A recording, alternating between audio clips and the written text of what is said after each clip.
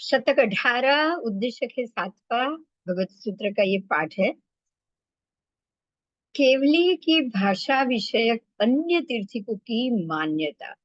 परमात्मा ने क्या कहा, अन्य तीर्थिकों ने क्या माना है, ये सबकी क्वेश्चन आंसर्स, अन्य तीर्थिक के साथ वार्तालाप। बराबर। तो कैसे आत्मा क्या है, देवों का गमन का उनका सामर्थ्य क्या होता है, देव संग्राम कैसे होता है, उनके शस्त्र क्या क्या होते हैं। फिर इस प्रकार से बहुत सारे प्रश्न है जिसका जवाब ये उद्देश्य है, 7वां उद्देश्य। और उसमें हम देखेंगे कि केवली, इसका नाम ही है केवली, उद्देश्य के साथ। तो केवली या केवल ज्ञान क्या है उसको प्रभु ने समझाया है कि गौतम स्वामी ने ये प्रश्न पूछा प्रभु को कि अन्य तीर्थिक ऐसा कह रहे हैं, अन्य तीर्थिक इस प्रकार से बोल रहे हैं कि जो केवली है वो यक्ष के प्रवेश से, यक्ष के आवेश से आकर ऐसे ऐसे भाषा, दो प्रकार की भाषा बोलते हैं। एक है मृथा भाषा, मृषा भाषा, और दूसरी है सत्यामृषा, मिश्र भाषा। तो क्या ऐसा है, मतलब जो केवल ज्ञानी जो बोलते हैं, प्ररूपणा करते हैं, सवाल के जवाब देते हैं, तो उनको अन्य तीर्थी क्या कहते हैं? अन्य लोग कहते हैं कि भाई इनके शरीर में कोई यक्ष प्रवेश किया है और वो बोल रहे हैं। उनका कभी कोई यक्ष उनसे झूठ भी बोलवा सकता है, कभी कोई झूठा सच्चा दोनों बोलवा सकता है। तो पता नहीं उनकी बात पर भरोसा करना चाहिए नहीं करना चाहिए। भरोसा तो बात की बात है, लेकिन केवली बोलता क्या है वो बता रहे हैं। वो बोल रहे कोई यक्ष प्रवेश किया है और वो बोल रहे हैं। तो क्या ये सही है? तो प्रभु कह रहे हैं कि जो अन्य तीर्थी जो इस प्रकार से कह रहे हैं वो गलत है, वो मिथ्या है। मैं इस प्रकार से कह रहा हूँ कि केवली यक्ष के प्रवेश से आवेश में आते ही नहीं। यक्ष का प्रवेश केवली के अंदर होता ही नहीं। बराबर। और ना ही वो उसके आवेश में आकर मृषा भाषा बोलेंगे और ना ही मिश्र भाषा। केवली कभी भी मिश्र भाषा और मृषा भाषा ये दो भाषा बोलते ही नहीं। प्रभु कह रहे हैं ना वो यक्ष के प्रवेश से बोलेंगे ना वो खुद बोलेंगे। पहले तो यक्ष आएगा ही नहीं उनके शरीर में। दूसरा, अगर यक्ष नहीं आएगा तो भी वो मृषा भी नहीं बोलेंगे और मृषा मिश्र भी नहीं बोलेंगे। बराबर। वो मात्र दो ही भाषा बोलेंगे, केवली ये दो भाषा नहीं बोलेंगे। परंतु वो दूसरी दो भाषा जो असावध्य होगी, जो अन्य को उपघात नहीं करने वाली होगी, ऐसी दो भाषा बोलेंगे। अन्य असावध और उपघात ना करे, वो अनुपघाती और असावध्य। सावध्य नहीं, किसी को तकलीफ हुए ऐसी नहीं। ऐसी दो प्रकार की भाषा बोलेंगे। एक है भाषा, पहला प्रकार है सत्य भाषा, दूसरा प्रकार है व्यवहार भाषा। बराबर। सत्य तो बोलना है लेकिन वो किसी को तकलीफ ना हो, असावध्य ना हो, किसी को उपघात ना करे, वैसी।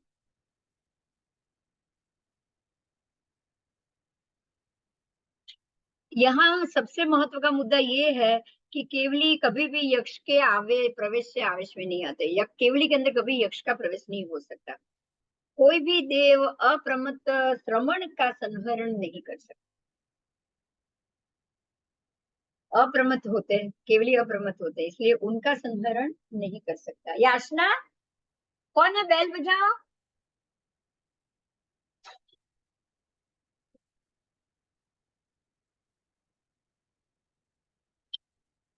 अप्रमत्त श्रवण का वो संहरण ही नहीं कर सकते, उसके अंदर वो प्रवेश ही नहीं कर सकते। उनको हैरान परेशान भी नहीं कर सकते। बराबर। केवली भगवान खुद प्रमत्त साधक होते हैं। कोई भी देव उनके शरीर में प्रवेश नहीं कर सकता। केवली भगवान राग द्वेष से रहित होते हैं, सदा जागृत होते हैं, सदा अप्रमत्त होते हैं। जागृत भी है और अप्रमत्त है, जरा भी आलसी नहीं, अपने हमेशा वो अपने ध्यान में रत होते हैं, सदा जागृत होते हैं, सदा राग द्वेष से विहीन हो चुके हैं। उनको अभी किसी के ऊपर राग द्वेष जैसा है ही नहीं। मन उनका बहुत ही मजबूत हो चुका है, मेरू जैसा हो गया है। इसलिए वो सत्य भाषा ही बोलेंगे और व्यवहार भाषा ही बोलेंगे, और कोई भाषा नहीं बोलेंगे।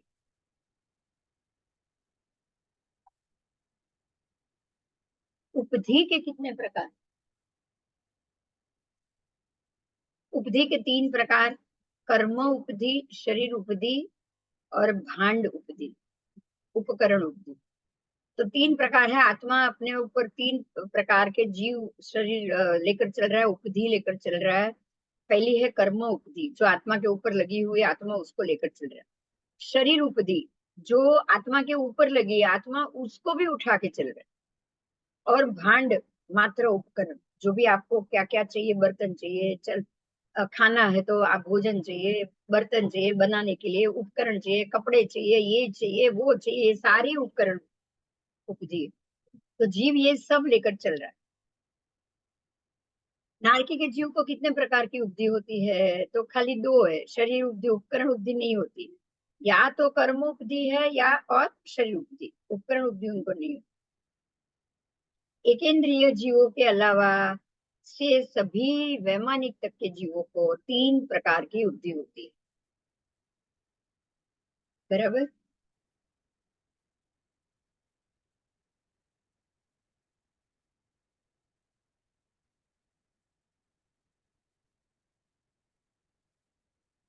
जैसे कि एक इंद्रिय के अलावा, यानी नरक को छोड़ दिया, बाकी जीवों की बात की, तो बे इंद्रिय, ते इंद्रिय, चौरिंद्रिय सबको 3 प्रकार की, उनको कर्म उपधि भी है, उनका उनकी आत्मा लेकर घूम रहा है। फिर जो शरीर उपधि भी है, क्योंकि वो शरीर के अंदर ही जीव बैठा हुआ है। और भांड उपकरण, मतलब कुछ खाना लेकर जा रहा है, चीटी खाना लेकर जा रहा है, किसी और ने खाना लिया है, खाया है, छोड़ा है, तो वो भी उपकरण हो गया। किसी अंदर वो बैठा हुआ है, किसी के अंदर घुसा हुआ जीव है, वो भी उपकरण हो गया। तो एक इंद्रिय कुछ नहीं करता ये, ना ही अपने शरीर को बचाता है, ना धूप से बचाता है, ना आग से बचाता है, उसके पास कुछ है ही नहीं, भोजन के लिए भी कुछ नहीं।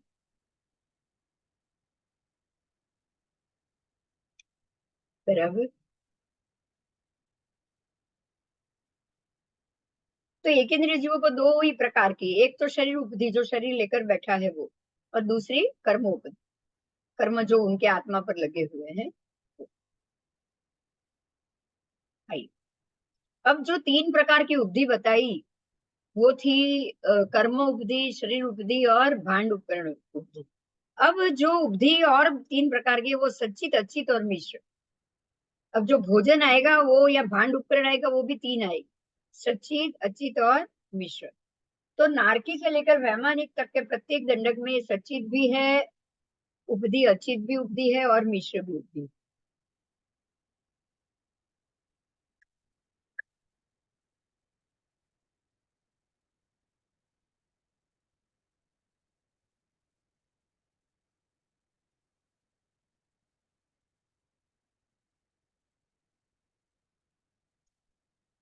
शरीर और कर्म अभ्यंतर उपधि है, और उपकरण है वो बाह्य उपधि।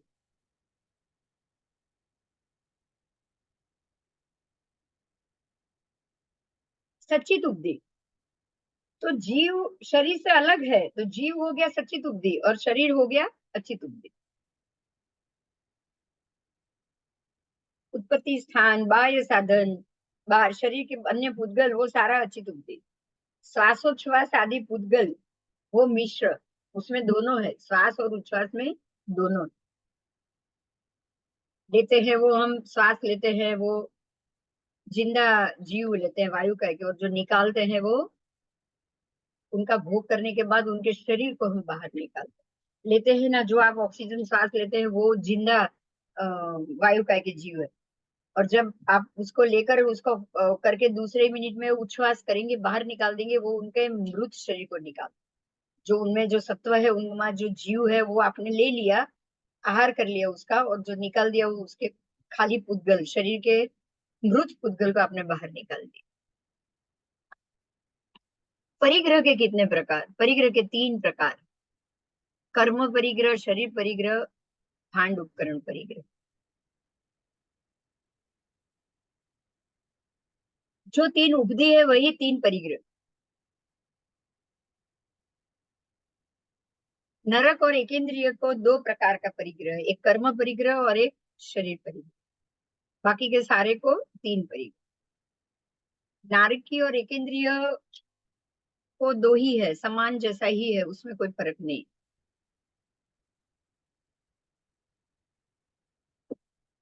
क्योंकि दोनों नपुंसक है, इसलिए दोनों नपुंसक। मूर्छा भाव को परिग्रह कहा गया है। परिग्रह का अर्थ है मूर्छा भाव। परिग्रह के दो प्रकार से अर्थ होते हैं। चारों ओर से जिसको ग्रहण करे उसको परिग्रह कहा जाता है। तो मूर्छा भाव को भी परिग्रह कहा गया है।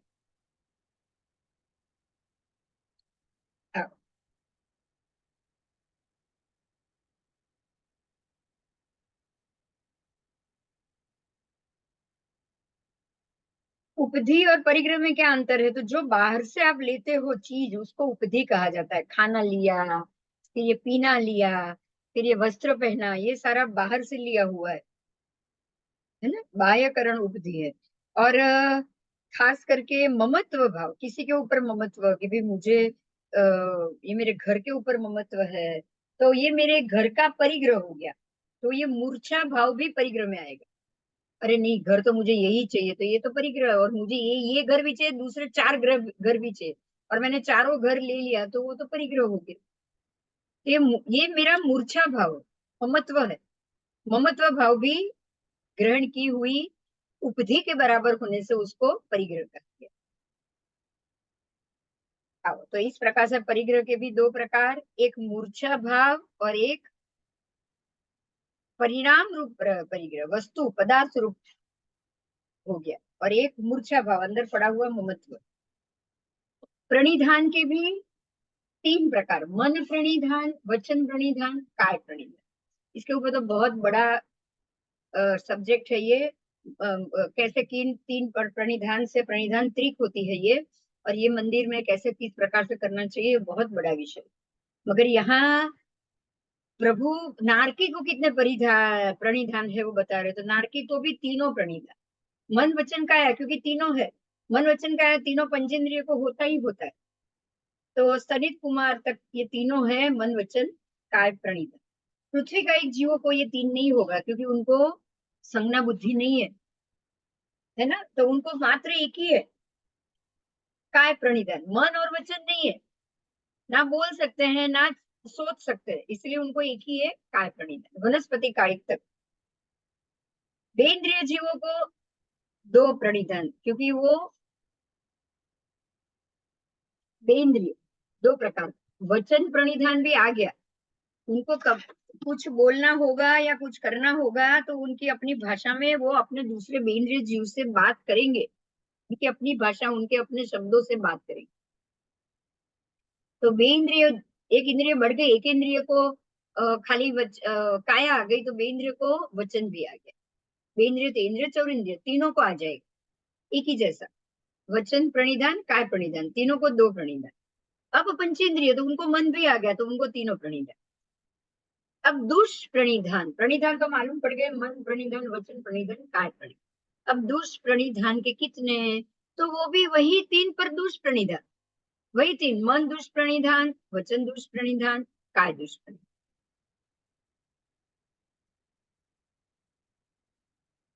बराबर। तो सुप्रणिधान कितने? देखिए, मन वचन काया तीन प्रणिधान नॉर्मल है। अब उसमें से जो अशुभ है, तो हम अशुभ मन प्रणिधान नहीं बोल सकते हैं, बुरा सोच रहा है ऐसा, इसलिए उसको दुष्प्रणिधान कह दिया। और जो अच्छा सोच रहा है उसको सुप्रणिधान कह। मनुष्य को कितने प्रकार के? तीनों प्रकार के, क्योंकि पंचेंद्रिय है। और तीनों में मनुष्य को दुष्प्रणिधान भी तीनों हो सकता है, तीनों सुप्रणिधान भी हो सकता है। आओ, तीनों योग, मन वचन काया, तीनों योग की दुष्प्रवृत्ति की एकाग्रता। आपका एकाग्र ध्यान दुष्प्रवृत्ति में होगा, तो वो हो गए दुष्प्रणिधान। आर्द्र ध्यान, रौद्र ध्यान, उसकी प्रवृत्ति में अगर आपका मन चल रहा है, वचन चल रहा है, काया भी उसी में चल रही है, एकाग्र है, तो आप दुष्प्रणिधान में। बराबर। और वो 24 दंडक में होते हैं। और सुप्रणिधान, तीनों योग की सुप्रवृत्ति की एकाग्रता। तीनों योग तो आ गए, लेकिन उसमें प्रवृत्ति सु हो, धर्म ध्यान में हो आप, बराबर, शुक्ल ध्यान में हो, उसी में आपके योग की एकाग्रता हो रही हो, तो वो सुप्रणिधान हो गया। और लक्ष्य पूर्वक ये प्रयत्न से ही हो सकता है, बिना लक्ष्य ये नहीं हो सकता। तो लक्ष्य पूर्वक प्रयत्न से ये होने वाले होने के कारण ये मात्र सम्यक दृष्टि मनुष्य में ही होगा। तीनों का सुप्रणिधान मात्र संयत मनुष्य में ही होता है। संयत प्राणी में भी नहीं, संयत तिर्यंच में भी नहीं, पंचेंद्रिय तिर्यंच में भी नहीं, असंयत मनुष्य या तिर्यंच पंचेंद्रिय में भी नहीं, मात्र संयत मनुष्य। तीनों का सुप्रणिधान, तो सुप्रणिधान सब में नहीं होगा, हाँ दुष्प्रणिधान बाकी सब जीवों में। बहुत अच्छा समझाया है भगवान कि अच्छा सोचने वाला, अच्छा बोलने वाला, अच्छा कार्य करने वाला अगर सम्यक है तो ही आपका कार्य सब अच्छा है, नहीं तो कुछ भी अच्छा नहीं। आपका ज्ञान भी अच्छा है सम्यक, आपके कार्य सम्यक तब बनेंगे जब आपका प्रणिधान सम्यक होगा। अगर सम्यक प्रणिधान ही नहीं है तो सम्यक कार्य होना ही नहीं है ना। सम्यक दृष्टि को के प्रणिधान सम्यक होते हैं, तो ये बहुत अच्छा कॉम्बिनेशन है आपके लिए कि सम्यक दृष्टि और सम्यक प्रणिधान, बराबर। सम्यक दृष्टि, सम्यक प्रणिधान, आज का ये विषय। आज आगे के क्लास में हमने व्यवहार तिथि, व्यवहार और निश्चय से तिथि का भेद जाना है ना, बहुत अच्छे से जाना। और इस प्रकार आज अभी आपने तीनों प्रणिधान जाना, विषु प्रणिधान क्या है, कौन कर सकता है, ये जाना। आओ अब मद्रूक श्रवणोपासक की पूरी बात है, उनके प्रश्न है, उसको हम जानेंगे। राजगुरु नगर है, गुणशील उद्यान है, वहाँ एक पृथ्वी शिला पटक है, और उसमें अन्य तीर्थिक भी रहते थे। कालोदई, सेलोदई इत्यादि संपूर्ण जो आगे थे, ऐसे अन्य तीर्थिक यहाँ आए थे। और वो पंचास्ति काय के विषय में जब वो लोग चर्चा करते थे, तब भगवान की बात सुन के उन्होंने कहा कि अरे ऐसे कैसे मान ले, अन्य तीर्थिक है, तो उन्होंने ये बात बताई कि हम इसको ऐसे कैसे मान ले। तो उसकी जो कहानी है, वो मद्रूप नाम के श्रवणोपासक उस राजगुरु नगर में आए। मद्रूप श्रवणोपासक वो प्रभु के शिष्य थे, और नाम था मद्रूप। और वो पहले बहुत ही धनाढ़ थे, बहुत ही अपराभूत थे, और जीव अजीव तत्वों के वो ज्ञाता थे। और वो जानते थे, श्रवणों की उपासना करने वाली, ये श्रवण नहीं है, ये साधु नहीं है, श्रवण की उपासक यानी कि श्रावक है। ऐसे श्रावक है जो श्रवणों की उपासना करते हैं, और वो नगर में रह रहे हैं। एक बार प्रभु विचरण करके वहां आए, और परिषद हुई। उसमें परिषदा में दर्शन और धर्म श्रवण करने के लिए लोग गए, प्रभु की परिउपासना करने लगे। भगवान महावीर आए हैं ये जानकर मद्रूप श्रवणोपासक भी वहां गए कि चलो भगवान है दर्शन करे और सबकी उपासना करे। तो वो भी वहां आया, और अपने घर से निकला है। अन्य तीर्थिकों के नजदीक से वो पसार हुए, अन्य तीर्थिकों ने उनको जाते हुए देखा, और एक दूसरे को कहने लगा, अरे देखो ये मद्रूप श्रवणोपासक जा रहे हैं, और हमको ये बात कुछ समझ में नहीं आती है, तो चलो हम जाकर उसको पूछ लेते हैं, हमको जो बात नहीं समझ में आ रही हम ये मद्रूप को जाकर पूछेंगे। ऐसा सोच के वो लोग सब जो अन्य तीर्थिक है वो एकमत हुए, और मद्रूप के पास आए, और मद्रूप को उन्होंने वो प्रश्न किया, जो बात वो नहीं समझ रहे थे वो उन्होंने प्रश्न किया कि हे मद्रूप, आपके जो धर्माचार्य हैं, आपके जो धर्मोपदेशक श्रवण नाथ पुत्र प्रभु महावीर स्वामी है, वो 5 अस्तिकायों की प्ररूपणा करते हैं। वो ऐसा कहते हैं कि 5 अस्तिकाएं है। तो ऐसे कैसे मान सकते हैं कि ये 5 अस्तिकाएं है? आप ये हमको समझाओगे? वो तो कह रहे हैं, लेकिन हमारे दिमाग में ये बात नहीं बैठ रही। खोलो ईशिता, चोर है बेटा, सूच है।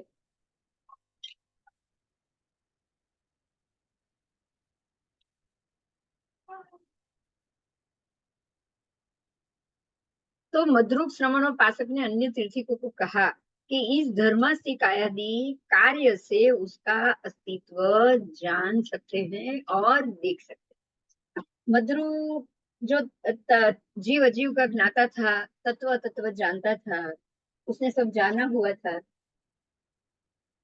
हाँ, तो वो सब चीज से उसने समझाया कि धर्मसिकाए आदि जो 5 जो यहाँ पर बताए गए हैं हमको, 5 द्रव्य, उसको आप धर्मसिक आदि को जान सकते हैं, देख भी सकते हैं, उसको हम समझ भी सकते हैं। तो उसका अस्तित्व कैसे जानना है? तो मतलब कह रहे हैं कि धर्मसिक आदि के कार्य से ही षड द्रव्य का अस्तित्व, 5 द्रव्यों का अस्तित्व आप जान सकते हैं। अगर धर्मसिक आदि कार्य नहीं करोगे तो आपको उसका अस्तित्व पता नहीं चलेगा। तो ये पदार्थों के कार्य विना, अगर आप उसके वो पदार्थ का कार्य न करो तो फिर आप उसको नहीं जान पाओगे, बराबर, या फिर उसको नहीं देख पाओगे। तो ये उत्तर सुनने के बाद वो जो अन्य तीर्थी थे उन्होंने आक्षेप किया और कहा कि हे मद्रुक, आप भी कैसे श्रवण पा सकते हो कि पंचेष्टिकाय को जानते भी नहीं है, देखते भी नहीं, फिर भी मान रहे हो? आपने थोड़ी देखा है, देखा है आपके ज्ञात पुत्र ने देखा है, आपने थोड़ी देखा है। तो जब तक आपने नहीं देखा आप कैसे भरोसा करोगे? आप कैसे हो तो आप भरोसा करें? तब वो मद्रुक ने कहा उन सबको, अन्य तिथिकों को, कि देखिए हे आयुष्मान, देखिए ये पवन बह रहा है, क्या आपको छू के नहीं जा रहा है? आप महसूस कर रहे हो? जोर से आता है तो करते हो, भंवरी होती है तो करते हो, वंटोल होता है तो करते हो, धीरे से आ रहा है तो करते हो। तो जब आप महसूस कर रहे हो, प्रवाहित हो रहा है, आयु वायु बह बह रहा है, तो फिर क्यों उसको देख देख सकते हो? नहीं देख तो सकते नहीं हो, फिर कैसे मान लिया? बराबर। तो हाँ, वो प्रवाहित हो रहा है, उसको आप फील कर सकते। કબાટમાંથી લઈ લે. શું ત્યાં છે ને સાઈડમાં છે ને, જો સાંભળો, ડ્રેસિંગ ટેબલમાં કાચ છે ને, ત્યાં એક બોક્સ છે, એની અંદર મારી ચાવી છે. સાઈડમાં જો, જતાની સાથે જ દેખાશે, રાઈટ સાઈડ. तो बह रहा है, छू रहा है, आप महसूस करते हो, खाली देख नहीं सकते हो, जान नहीं सकते हो उसको, पर महसूस तो कर सकते हो। हाँ, बराबर, वायु का रूप नहीं दिख रहा है लेकिन महसूस कर रहे हो, तो मान लिया कि नहीं? तो ऐसे ही जो गंध वाले पुद्गल है, वो वायु में गंध है, हाँ है, देखा, गंध देखा, गंध के रूप को देखा नहीं, वो नहीं देख सकते। फिर गंध है तो सुगंध से माना कि नहीं? हाँ माना। अच्छा, क्या लकड़े के अंदर अग्नि है? तो नहीं दिख रहा है, नहीं। अब उसको जलाओ, आग लगा के जलाओ, उसमें तेल डालो, तो अब अग्नि आ गई? हाँ आ गई। जल कौन रहा है? अग्नि। तो देख, अग्नि दिख नहीं रही है लेकिन जलने के बाद मान रहे हो? हाँ मान रहे। जलने के बाद मान तो रहे हैं कि अरे अंदर अग्नि थी तभी तो लकड़ा जला, लकड़ा राख बना।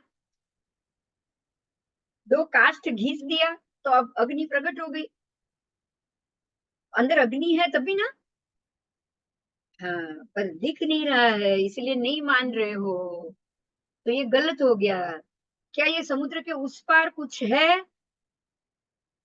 हाँ है, क्योंकि हम बोट में बैठकर जाते हैं तो आगे दूसरा गांव दिख रहा है, पर क्या आप यहाँ से खड़े खड़े देख सकते हो? नहीं, हम देख नहीं सकते, तो क्या गांव नहीं मानोगे? ना, वो तो मानेंगे, क्योंकि आप जाते हो तब आता है। मतलब कोई चीज हम देख नहीं सकते हैं, अनुभव सकते हैं, मतलब वो है, ये विश्वास होना चाहिए। हम देख नहीं सकते हैं मगर अनुभव तो कर सकते हैं ना। तो इस तरह से देवलोक के पदार्थ क्या देख सकते हो? ना। पर क्या पदार्थ है? हाँ है। हाँ है, कुछ आके, कुछ कोई ऐसे ही कुछ आके कोई चीज आपके पास से ले जाए, आपको उठा के ले जाए, कहीं और रख दे, तब मानोगे कि भाई किसी ने मुझे उठाया, किसने उठाया नहीं पता, पर आपको कहीं और रख दे तो मानोगे ना। अदृश्य शक्ति को मानोगे। तो अस्तित्व तो मानना है, दिख नहीं रहा है फिर भी अस्तित्व तो मानना है। तो इसी प्रकार से मैं या आप, कोई भी छद्मस्त मनुष्य, उस पदार्थ को ना हम जान सकते हैं ना हम देख सकते हैं, पर वो जो हम नहीं जान सकते हैं, जिसको हम नहीं देख सकते हैं, उसको नहीं मानना। अगर ऐसा करेंगे तो वो वस्तु तो है फिर भी हम नहीं मान रहे। ये समुद्र के उस पार, ये नदी क्रॉस करो, उस पार गांव है, आपको यहाँ से नहीं दिख रहा है, पर वहां है, तो अगर आप नहीं मानोगे तो झूठे हो जाओगे, गलत हो जाओगे।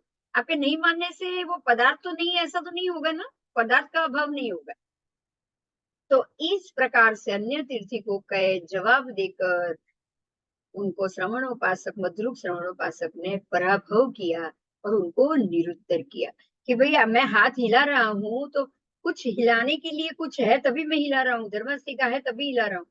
अगर नहीं होता तो मैं हिला नहीं सकता था, मैं ऐसे ही स्थिर रहता। और अधर्म सीखा है तभी मैं चल स्थिर हो रहा हूँ, नहीं तो मैं चलता ही रहता, चलता ही रहता। बात तो सही है। सांस ले रहा हूँ मतलब वायु है, पानी पी रहे हैं तो कुछ तो है, पानी का जीव कुछ तो है, ऐसे ही बनाओगे तो अपना पानी नहीं बनेगा।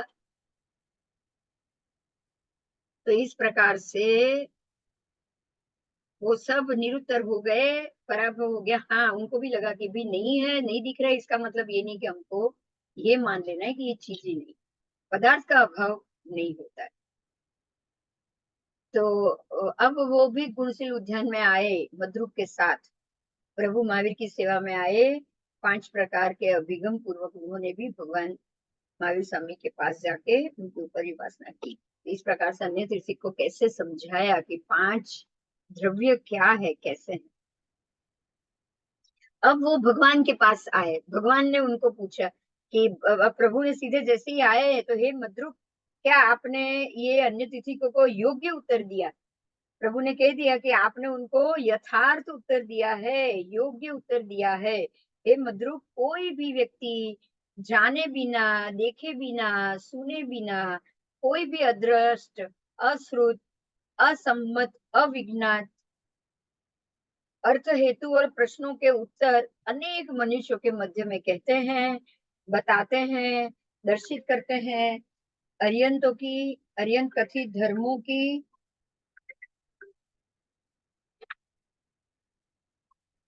केवल ज्ञानियों की, केवली प्ररूपित धर्मों की आशात न करते हैं। बराबर, लोग इस प्रकार से जाने बिना, समझे बिना, कुछ भी अश्रुत, असम्मत बोल बोल के ये सब गलत है, भगवान झूठ है, ये सब झूठ है, ऐसा हो नहीं सकता, ये सब करके केवल ज्ञानी की प्ररूपणा कर आशातना करते हैं, धर्म की आशातना करते हैं, कथित अर्यंत कथित धर्म की आशातना करते हैं, केवली प्ररूपित धर्म की आशातना करते हैं। इसीलिए आपने इनको सही उत्तर दिया है, आपने इनको गलत उत्तर नहीं दिया, आपने यथार्थ उत्तर दिया। बराबर। तो इस प्रकार से श्रवणोपासक भी खुश हो गए कि प्रभु ने मेरे उत्तर को सही बताया, और भगवान को वंदन करके वो भी प्रभु की परिपासना करने लगे।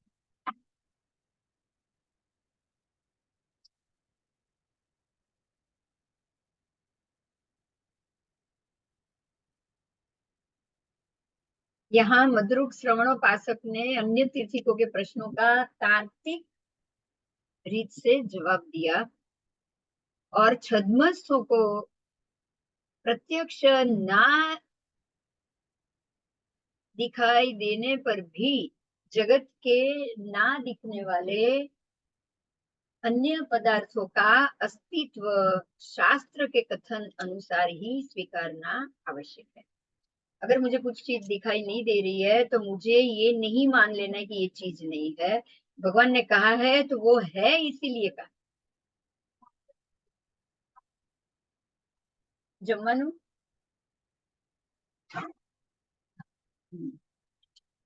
तो इस प्रकार से छद्मस्थ को ये बात जरूर समझ लेनी चाहिए कि प्रभु ने कहा है तो ये है, कुछ नहीं समझना है, बस ये पदार्थ हम नहीं देख सकते, हमारी चर्म चक्षु से ये पहुंच से बाहर, लेकिन भगवान ने ऐसा कहा है तो है। अब मुमुक्षु आत्माओं को सूक्ष्म अग्नेय तत्वों के लिए अकूट श्रद्धा रखने की प्रेरणा मिलती है, ऐसे ही उदाहरण से, है ना। श्रवणोपासक की यहाँ धर्म श्रद्धा और उनका तात्विक ज्ञान का सामर्थ्य प्रकट हुआ। वो धर्म श्रद्धा वाले भी थे और उनके पास तात्विक बात थी कि भाई कोई चीज नहीं दिख रही है मतलब ऐसा मत समझिए, वायु हमारे पास से गुजरता है तो हमको हवा लगती है, और दिख नहीं रहा है मतलब ऐसा नहीं कि हवा नहीं है ना। बहुत अच्छी बात, हम लोग हाथ पैर हिला सकते हैं, दिख नहीं रहा धर्मस्थी का है मतलब नहीं है, ऐसा समझने की जरूरत नहीं है। हम बोल सकते हैं, अगर कोई और बोल रहा है तो उसकी आवाज मेरे तक पहुंची है, कैसे पहुंची बताओ? कुछ तो है ना हवा में, धर्मस्थी का है जिसने इसको घुमाया। उद्गल ही लेकर गया परमाणु।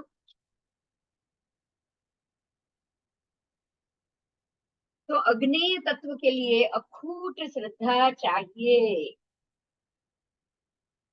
अखूट श्रद्धा होगी तो ही ये सारे जो तत्व है वो हम समझ पाएंगे या हम उसको खोल पाएंगे। अब मद्रूप श्रवणोपासक को भी आगे मन किया। प्रभु गौतम स्वामी ने भगवान महावीर को यह प्रश्न किया कि क्या ये मद्रूप श्रवणोपासक आप देवानुप्रिय के समीप प्रवज्या ग्रहण करने के लिए समर्थ है? तब प्रभु ने कहा नहीं, ऐसा शक्य नहीं है। ये यहाँ से अरुणाभ विमान में देव के रूप में उत्पन्न होगा, फिर वहां आयुष्य पूर्ण करके महाविद्य क्षेत्र में जन्म धारण करके सर्व दुखों का अंत करेगा। मतलब अब ये मद्रूप जो श्रावक है वो यहाँ से वो अब अरुणाभ विमान में जाएगा, देव बनेगा, और वहां से फिर वो मनुष्य को लेकर दीक्षा लेकर अपने कर्म को पूरा करेगा। आओ। वैक्रीकृत हजारों शरीर में एक आत्मा। महर्द्विक देव, महासुखी देव हजारों रूपों की विकूर्णा करके परस्पर संग्राम करने में समर्थ होता है। एक देव हजार देवों को विकुर्वित करेगा, हजारों में आत्मा एक ही होगी और हजारों को परस्पर लड़ाएगा। हाँ, वो ऐसा कर सकता है, महर्द्विक देव कर सकता है। तो क्या वो जो अनेक शरीर है, क्या वो एक जीव से संबंधित है या अनेक जीव से? एक देव ने हजार शरीर बनाए, तो हजार जीव आए या एक ही जीव है? ये बहुत बड़ा प्रश्न है ना। हम ये समझते हैं कि हजार जीव के बगैर हजार शरीर कैसे रह सकते हैं, लेकिन वो एक ही जीव है जो हजार शरीरों में। हमने ये पहले भी जाना कि एक रानी जो देवलोक में जो ग्रहों के जो पटरानियां होती है, वो एक पटरानी अपने 4000 सामान्य देवियों को वो विकुर्वित कर सकती है। मतलब वो एक ही है जो अपने 4000 रूप कर रही है। आत्मा 4000 में, आत्मा तो एक ही है। आज ये नई चीज जानो, वो 4000 में आत्मा एक ही, वो 4000 देवियां नहीं है, 4000 आत्मा नहीं है, आत्मा तो एक ही। पर वो ऐसी महर्द्विक है कि वो अपने 4000 रूप बनाएगी, और वो 4000 रूपों से वो जो भी इंद्र देव है उनकी वो, उनके साथ वो भोग करेगी। समझ में आ गया? देवी खुद एक ही, आत्मा एक ही है, उसमें 4000 रूप करिए लेकिन आत्मा एक ही। ऐसे ही हजारों शरीर उत्पन्न करके अंदर अंदर वो लड़ाई करवाए, आत्मा एक ही हो। तो ये 4000 रानी अलग अलग प्रकार से भोग करे, आत्मा एक ही हो। वो सर्व शरीर एक ही जीव से संबंधित होता है, अनेक जीवों से। 4000 अगर वो देवियां विकुर्वित हुई है तो चारों के चारों वो हजार की आत्मा तो वो खुद की एक ही है, वो जो पटरानी है उसी की आत्मा है। क्या उस शरीर के मध्य का अंतराल एक जीव से संबंधित होता है या अनेक जीवों से? उस शरीरों के बीच का जो अंतराल भाग है वो एक ही जीव से संबंधित होता है, अनेक जीवों से वो संबंधित नहीं हो सकता। क्या कोई पुरुष उस शरीरों के अंतरालों को अपने हाथ या पैर से स्पर्श करते हुए, तीक्ष्ण शस्त्र से छेदते हुए अल्प भी पीड़ा उत्पन्न कर सकता है? ना। प्रभु कह रहे हैं कि उन शरीरों के बीच के अंतराल में रहे हुए आत्म प्रदेशों पर कोई शस्त्र असर नहीं कर सकता। क्यों? क्योंकि ये सारे विकुर्वित किए हुए, जो विकुर्वित किए हुए शरीर होते हैं उन पर कोई शस्त्र प्रहार नहीं हो सकता। क्या वो देव परस्पर संग्राम करते संग्राम निमित्त में वैक्रिय शक्ति से हजार शरीर बनाते हैं? उन शरीरों को, अगर वो शरीर भिन्न भिन्न हो और शरीर के बीच में अंतराल भाग भी हो, फिर भी एक ही जीव की विकुर्वणा होने के कारण वैक्रिय करने वाले एक ही जीव से वो संबंधित होते हैं। तो हजार अंतरालों, उनके जो हजार शरीर के मध्य भाग के अंतरालों को कोई भी शस्त्र असर नहीं करता। बहुत बढ़िया बात बताई। बराबर, उनको कोई मार नहीं सकता। तो अब इनका संग्राम किससे होगा? आप सोचो, देखिए 4,000 शरीर तो देव ने विकुलित कर लिया, अब वो भी अंदर अंदर लड़ेगा तो एक दूसरे को मारेगा नहीं, और वो किसी और से लड़ने जाएगा तो कोई उसको मारेगा नहीं, कोई उसको नहीं मार सकता, क्योंकि वो 4,000 देव के शरीर के अंदर के आत्मा का जो अंतराल है, कितने भी शस्त्र मारो वो मर नहीं सकता। देखिए ये बिल्कुल वो रावण के 10 मस्तिष्क के बराबर है। एक माथा काटो मर नहीं सकता, दूसरा काटो मर नहीं सकता, 9 कट जाए मर नहीं सकता, क्योंकि ये सारे विकुर्वित थे। 10 माथा थे वो विकुर्वित थे। ऐसे ही जितने देव हुए हो गए वो सारे विकुर्वित, आप उसको कोई नहीं मार सकता है। जब देव और असुरों का संग्राम होता है, मतलब देव असुरों का भी संग्राम होता है, तब देवों की किस वस्तु शस्त्र रत्न के रूप में परिणित होती है? जब दोनों में संग्राम होता है तब जो तणखला, लकड़ी, पान, कंकर आदि जिस वस्तु को वो देव स्पर्श करते हैं, वो वस्तु उस देव के शस्त्र रत्न रूप में परिणत हो जाती है। मतलब जब देव और असुर के संग्राम हो, तब देव ने अगर कोई तणखले का, घास के तणखले को छू लिया तो सीधा उनके लिए शस्त्र बन जाएगा। लकड़ी को छू लिया तो भी शस्त्र, पान, झाड़ के पान को छू लिया तो भी शस्त्र, कंकर को छू लिया तो भी शस्त्र।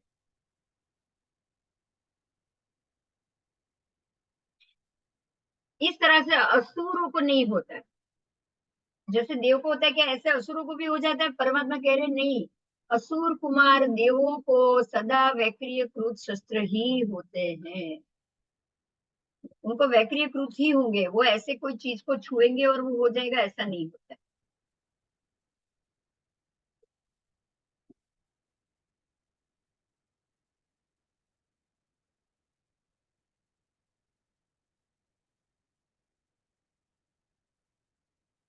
तो देव और उसमें भी शस्त्र, अस्त्र शस्त्र का उपयोग होता है, संग्राम होता है। जो भी वैमानिक आदि जो देव हैं वो इस प्रकार से किसी भी चीज को छुए तो वो शस्त्र बन जाएगा। और असुर कुमार जो देव हैं, असुर कुमार वो सदा शस्त्र, वैक्रीकृत शस्त्र से ही अपना काम चलाते हैं। आओ, अब समझ में आ गया देव और असुर कुमार में संग्राम। तो असुर कुमार जो भी है उन वो संग्राम करने जाएंगे देव से, तो असुर कुमार अपने विपूर्वित शस्त्र को लेकर आएंगे, और देव जो शस्त्र को छुएंगे वो शस्त्र हो जाएगा। और असुर कुमार कितना भी चाहे देवों को मध्य के आत्मा के शरीर के भाग से मार नहीं सकते, मार ही नहीं सकते, तो संग्राम तो इनका खत्म ही नहीं होगा।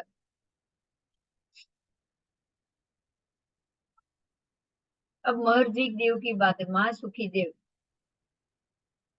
लवण समुद्र के चारों ओर शीघ्र घूमकर वापस आने में समर्थ होते हैं। घातकी खंड के भी चारों ओर घूमकर वापस आने में समर्थ, ऐसे ही रुचक और द्वीप तक वो जाकर वापस आने में समर्थ। और इससे आगे द्वीप समुद्र में एक दिशा में जाकर वो आ सकते हैं, चारों दिशा में नहीं, यहाँ तक वो चारों दिशा में जा सकते हैं। रुचक और द्वीप तक वो चारों दिशा में घूम सकते हैं, ऐसे गोल भी घूम सकते हैं रुचक और द्वीप तक। लेकिन रुचक द्वीप के बाहर अगर जाना होगा तो एक ही दिशा में जाकर वो वापस आ जाए, एक ही दिशा में, अलोक, अलोक के अंत तक, अलोक में वो उंगली तक प्रवेश नहीं कर सकते। आलोक शुरू होगा तब तक वो जाकर वापस आएंगे एक तरफ।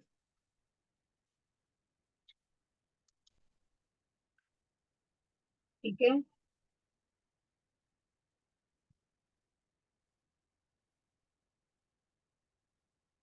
क्या प्रभु, क्या इस प्रकार के देव होते हैं जो अनंत शुभ कर्मों को, कर्मांशों को जगन्य से 100 वर्ष, 200 वर्ष, 300 और उत्कृष्ट 500 वर्ष में क्षय करते हैं, अनंत शुभ कर्मांशों को।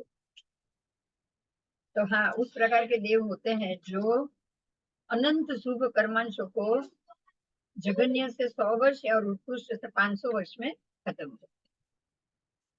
ऐसे भी देव होते हैं जो अनंत कर्मांशों को जगन्य से 1,000, अब 1,000 की गिनती, उत्कृष्ट से 5,000 वर्ष में खत्म करते हैं। और अनंत कर्मांशों को खत्म करने वाले जगन्य से 1,00,000 और उत्कृष्ट से 5,00,000 वर्ष में क्षय करने वाले भी देव होते हैं। तो इस प्रकार से 5 लाख तक आ गए।